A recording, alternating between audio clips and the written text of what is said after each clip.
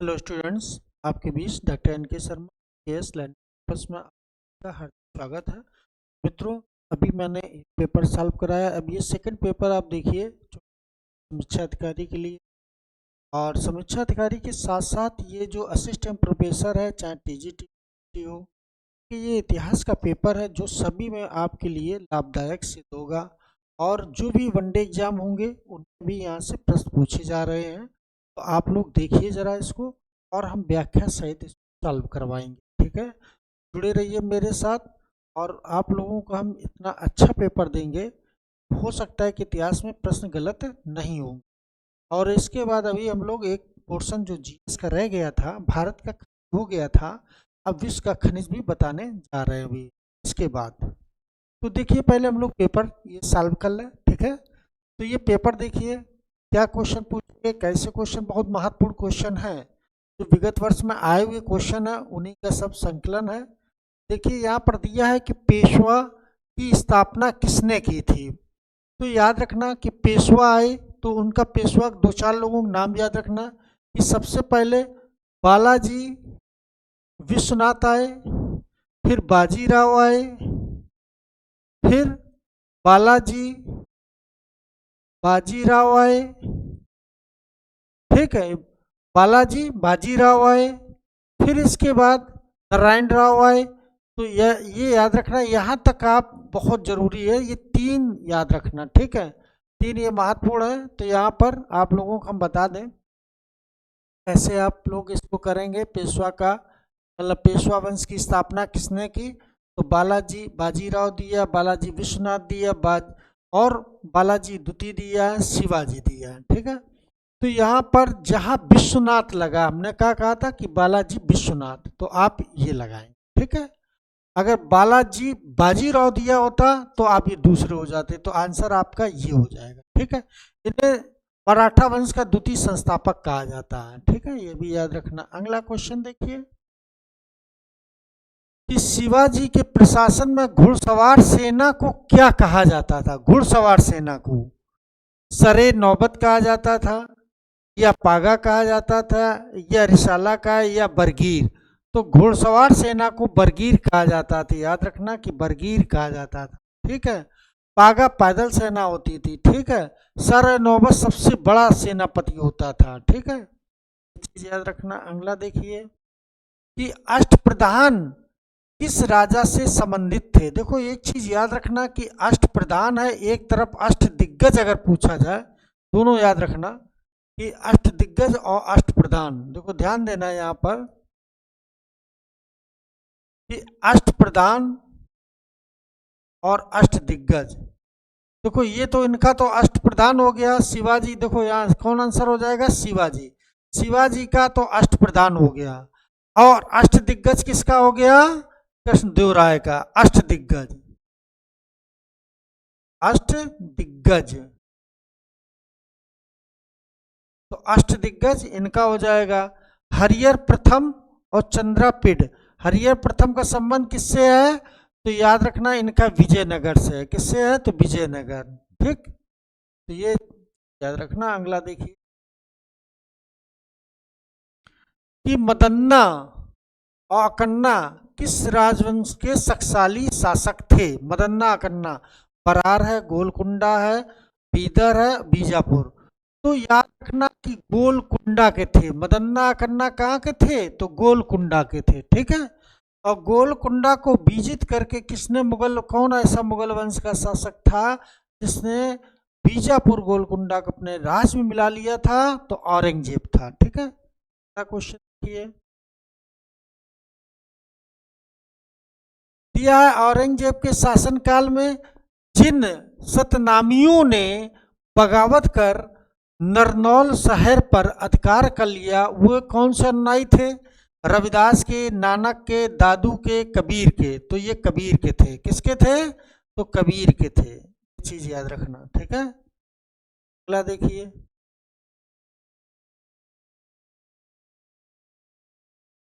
निम्न में से कौन सा अभिकरण मुगल कालीन जागीरों और जागीरदारों की कार्रवाइयों का विवरण रखता था। ठीक है, बहुत अच्छा क्वेश्चन है। अदल ए जागीर दिया, सवार निगार दिया, दीवाने खालसा दिया, दीवाने ए असल दिया। तो जहां सवा निगार दिया हो, यही आंसर आप लगा के आएंगे। ठीक है, जागीरदारों कार्रवाई योग विवरण रखता दिए। ठीक है, तो ये चीज याद रखना, आंसर आपका बी हो जाए। अगला देखिए, अगला दिया है कि प्रसिद्ध इतिहासकार, ठीक, प्रसिद्ध इतिहासकार सुजन राय किसके शासनकाल में थे? औरंगजेब, दारा शिको, शाहजहां, जहांगीर। तो सुजन राय औरंगजेब के समय थे, ये चीज याद रखना।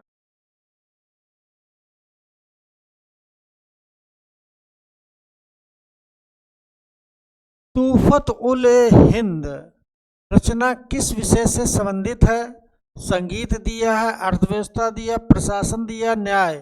तो तूफत उल हिंद, जहां हिंद आ जाए शब्द ये तुल्फत वाला, तो ये तुरंत संगीत लगाएंगे, ये आपका सही आंसर है। देखिए, अब देखो, मनसबदारों हेतु माहवार वेतन यानी कि महीना में प्रथा किसके शासनकाल में प्रारंभ हुई थी?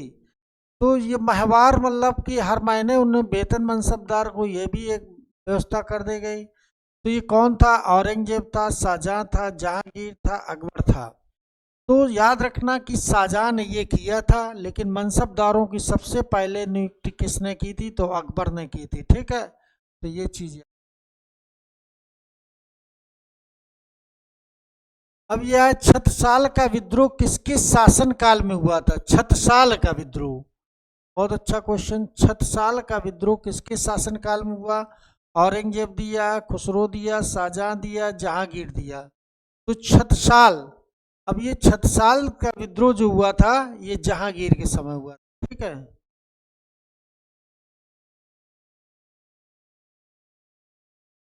हुमायूं ने शेर खान के विरुद्ध निर्णायक युद्ध किस स्थान पर लड़ा था? निर्णायक युद्ध मित्रों क्या होता है? निर्णायक युद्ध जब ये होता है, देखो ध्यान देना, निर्णायक युद्ध हम किसे कहते हैं? निर्णायक युद्ध किसे कहते हैं? तो ये चीज आज आप लोग अच्छी समझ लें। जब ए और बी दो सेनाएं होती हैं, ए बी दो सेनाएं हैं, दो सेनाएं अगर ए बी, और एक निश्चित समय होता है, एक निश्चित समय होता है, निश्चित समय पर दोनों ये कहते हैं तुम अपनी सेना लेकर आओ और हम अपनी सेना लेकर आएंगे, और एक टाइम फिक्स होता है, और दोनों लोग युद्ध जब करते हैं तो इसे हम निर्णायक युद्ध कहते हैं। जैसे कौन और युद्ध हुआ था? तो बक्सर के युद्ध को निर्णायक युद्ध बोला गया था। कौन सा? निर्णायक युद्ध। लेकिन प्लासी के युद्ध को निर्णायक युद्ध नहीं माना जाता है, ये विश्वासघाती युद्ध था। ये निर्णायक युद्ध है बक्सर का, और प्लासी युद्ध विश्वासघाती युद्ध था। और इसमें कौन सा है? दिल्ली दिया, बिलग्राम कन्नौज के दिया, चौसक दिया, चुनारगढ़ का। तो इसमें बिलग्राम कन्नौज का युद्ध हुआ था। किसके किसके बीच हुआ था? तो हुमायूं और शेर शाह सूरी के बीच हुआ था। ठीक है, शेर शाह सूरी के बीच हुआ। शेर शाह सूरी ने हुमायूं को पराजित कर दिया, और ये मजबूर हो गया, यहाँ से ईरान भाग जाता है। ठीक है, तो ये चीज याद रखना। अगला क्वेश्चन, कि अपने शासनकाल के किस वर्ष अकबर ने अपने साम्राज्य को सूबा में विभाजित किया था? किस वर्ष शासन के, याद रखना, किस वर्ष अपने साम्राज्य को, शासन काल यानी कि उसका शासन काल के अपने किस वर्ष? 40वें वर्ष, 32वें वर्ष, 24, 18। तो याद रखना, शासन के 24वें वर्ष उसने अपने सूबे को विभाजित किया था। ये कई बार क्वेश्चन पूछा जा चुका है। ठीक है, अगला क्वेश्चन देखिए, दिया है, दस्ताने मजहबी, दस्ताने मजाहिब जो अकबर के दीवाने ए इलाही की चर्चा करता है, का लेखक कौन था? बहुत अच्छा क्वेश्चन है। अफीक दिया है, बदायूनी दिया है, मोहसिन फानी दिया है, मोहम्मद रब्बानी दिया है। तो याद रखना कि मोहसिन फानी इसने की थी। ठीक है, मोहसिन को याद रखना, मोहसिन को लगा के आएंगे। ये क्वेश्चन सही है, बहुत अच्छा क्वेश्चन है, पूछा जा सकता। अगला क्वेश्चन, वहदत उल वाजूद, वहदत उल वजूद की अवधारणा जिसे अकबर का समर्थन था का अभिप्राय क्या है? इस्लाम की शुद्धता, काफिरों के विरुद्ध युद्ध, जात व्यवस्था का उन्मूलन, ईश्वर की एकता। तो वहादत उल वाजूद का मतलब था कि ईश्वर की एकता। ठीक है, तो ये चीज याद रखना, लगा के आएंगे, और ये कई बार क्वेश्चन पूछा जा चुका है। अगला क्वेश्चन देखिए कि इक्तादारों की आय के आकलन के लिए नए अधिकारी वर्ग ख्वाजा की नियुक्ति निम्न में से किसके द्वारा की गई थी? ठीक है, ख्वाजा की नियुक्ति। तो याद रखना, इक्तादारों की आय का आकलन करने के। ठीक है, तो यहाँ दिया है फिरोज शाह तुगलक, अलाउद्दीन खिलजी, बलबन, इल्तुतमिश। जब इक्तादारों की आय के आकलन की बात आएगी तो हम बलबन को लगाएंगे। किसको लगाएंगे? बलबन को। ठीक, अगला क्वेश्चन देखिए, वह सुल्तान जो अधिराजत्व के विश्वास करता था न कि प्रभुसत्ता पर। समझ गए, ये कौन था?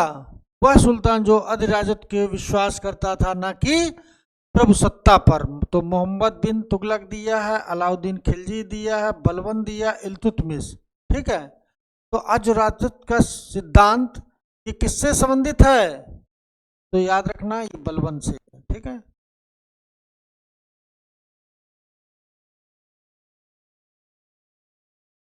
मदरसा ई नासरी का निर्माण किसने के काल में हुआ था?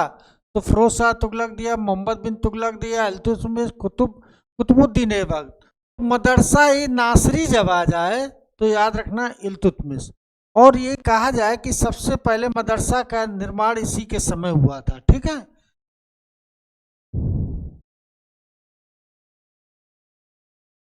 बहुत अच्छा क्वेश्चन। शालीमार बाग बनवाया था बाबर ने, हुमायूं ने, अकबर ने, जहांगीर।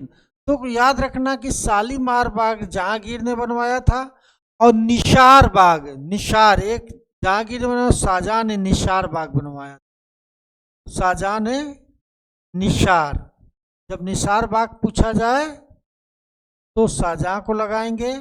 और ये कहाँ पर है? जम्मू कश्मीर। देखो, शालीमार बाग कहाँ था? तो जम्मू कश्मीर में था।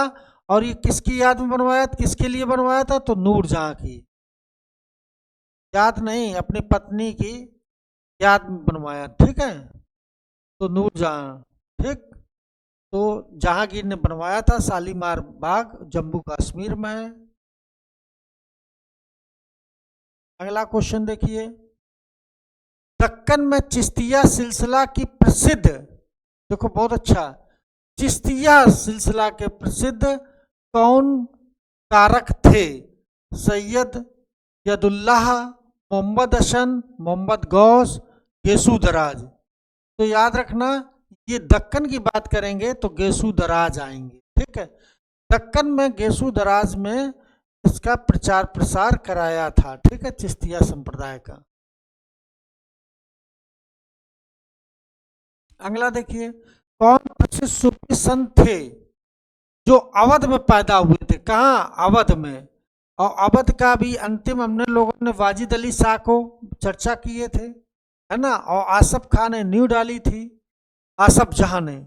और ये कहा जाए कि वहां पर एक सूफी संत भी पैदा हुए, उनका नाम पूछा जा रहा, बख्तियार काकी, नसरुद्दीन महमूद, चिराग दिल्ली, निजामुद्दीन औलिया, बाबा फरीद। तो याद रखना कि नसरुद्दीन महमूद चिराग ए दिल्ली के नाम से जाने जाते थे। इन्हीं का अवध में जन्म हुआ था। ठीक, अगला क्वेश्चन, शेख बहाउद्दीन जकरिया किस सूफी सिलसिले से संबंध रखते थे? शेख बहाउद्दीन जकरिया, बहुत अच्छा क्वेश्चन। कादरिया है, स्वारावर्दी है, नक्शबंदिया है, चिश्तिया है। तो याद रखना कि ये स्वारावर्दिया सिलसिले से संबंध रखते थे। देखो, कई सूफी संत हुए थे। ठीक है, कई सिलसिले हुए थे, जैसे चिश्तिया संप्रदाय आया, फिर स्वारावर्दी। देखो, पहले कौन कौन आया? चिश्तिया आया था। सबसे पहले क्रम भी बता दें, जैसे ये कौन कौन आया, तो चिश्तिया आया, चिश्तिया के बाद कौन आया था, सोहरावर्दी आया, सोहरावर्दी, और सोहरावर्दी के बाद कौन आया था, नक्शबंदिया आया, नहीं कादरिया, कादरिया आया, और कादरिया के बाद नक्शबंदिया आया था, है ना। तो ये चीज याद रखना। और सत्तारिया एक आया था, फिर आया लास्ट में सत्तारिया। तो ये सूफी सिलसिले हैं, ये क्रम सही है, आप लोग इसको जरूर देख लेना, क्योंकि क्रम बहुत पूछा जाता है, तो ये क्रम भी आप लोग याद रखना, ठीक है, क्योंकि कई बार पूछा भी गया कि इस सिस्टम से लगाइए। अगला क्वेश्चन देखिए, दिल्ली सल्तनत काल द्वारा संरक्षण दी गई भाषा कौन थी, दिल्ली सल्तनत काल की, दिल्ली सल्तनत काल की भाषा कौन सी थी, फारसी, उर्दू, तुर्की, अरबी। तो फारसी भाषा याद रखना कि दिल्ली के सुल्तानों की, याद रखना कि दिल्ली के जितने सुल्तान थे,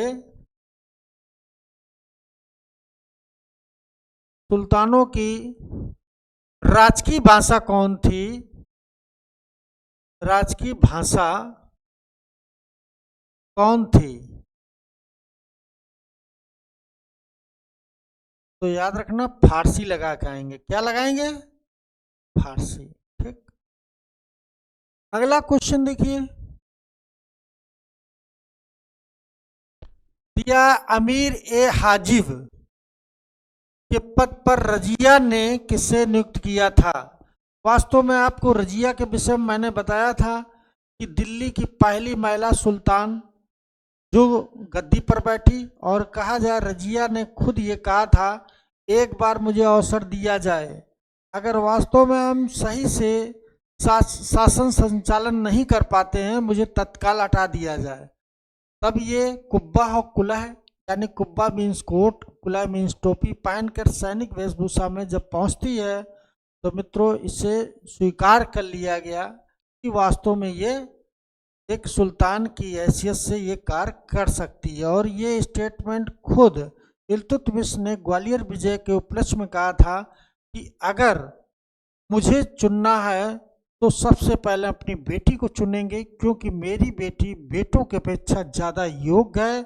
और यही कारण रहा था, उसने उसी समय कहा था कि मेरे मरने के बाद मेरी बेटी ही सुल्तान बनेगी, यानी कि सत्ता संभालेगी। लेकिन मित्रों याद रखना कि उस समय एक परंपरावादी नीति चल रही थी, तो तुर्कों ने क्या किया, किसी महिला को ये लोग स्वीकार नहीं करते थे कि कोई शासन सत्ता संभाले, क्योंकि की परंपरा थी मतलब पुरुष प्रधान वाली, जो हम लोगों में